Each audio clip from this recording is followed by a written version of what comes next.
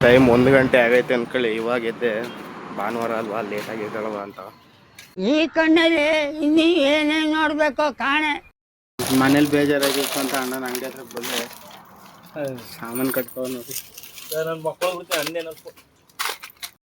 Auto ಹತ್ರ ನಿಂತವನೆ ನೋಡಿ, ಹೋದ ತಕ್ಷಣ ಹೆಂಗ್ ಓಡೈತಾನೆ ಅಂತ.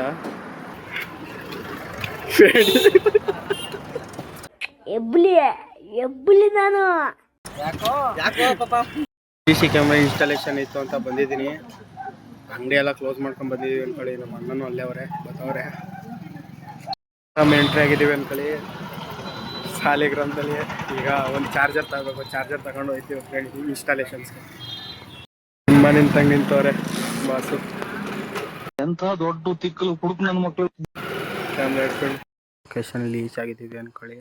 ಫುಲ್ ಕತ್ಲೆ ಆಗೋಗೈತೆ ಬರೋಷ್ಟರಲ್ಲಿ.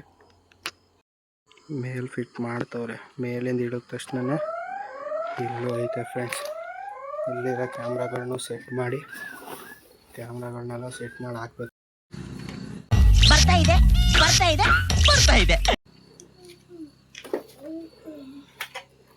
ಬಾಕ್ಸ್ ಎಲ್ಲ ಕೂರ್ಸಾಯ್ತು.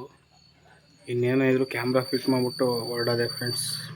ಅಲ್ಲಿ ಫಿಟ್ ಮಾಡ್ತವ್ರೆ ಇವಾಗ ಲೈಟ್ ಕಂಬದ ಕ್ಯಾಮ್ರಾನ.